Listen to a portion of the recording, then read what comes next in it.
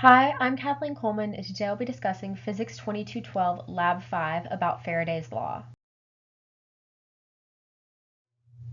I'll begin with an introduction, and then I'll discuss the details of the experiment. I'll go through the coding simulation, and then I'll answer the discussion questions. The purpose of this lab was to investigate Faraday's law by experimentally dropping a bar magnet through a tube of aluminum foil, and then comparing that result to the result obtained with a computational model. For this experiment, you need to understand the fundamental principles of the magnetic field of a bar magnet, time derivative of flux, the velocity update formula, the position update formula, Faraday's law, and Ohm's law. The main results of the lab were that the computational model time was 1.11 seconds and the experimental average time was 1.16 seconds.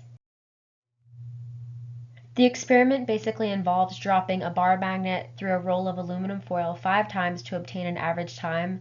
I got each time by scrubbing the video for the start time, which is when the magnet entered the tube, and then the end time when the magnet left the tube. So I got an average time of 1.16 seconds, and here is a video of me doing the experiment one of the times.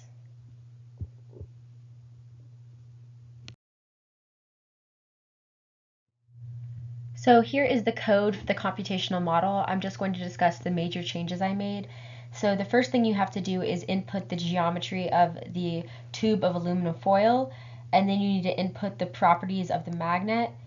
You also have to define a function to calculate the magnetic field of a bar magnet, and then define another function for calculating d flux dt through each ring. Next, you calculate the typical B field at each ring. And finally, you update the velocity and position of the magnet.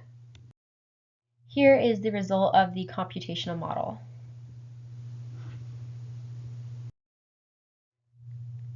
In this lab, this system was the bar magnet and the surroundings were the aluminum foil and everything else.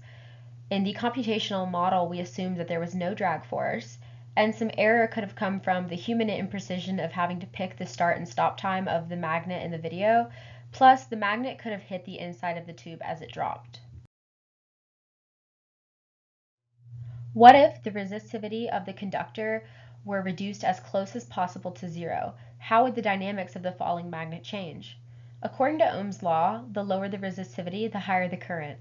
So the result would be that the magnet would take a very, very long time to travel through the tube. What if holes or slots were cut into the tube? How would this affect the ring currents in your model? The induced current and magnetic field would be lower, making the magnet travel through the tube faster.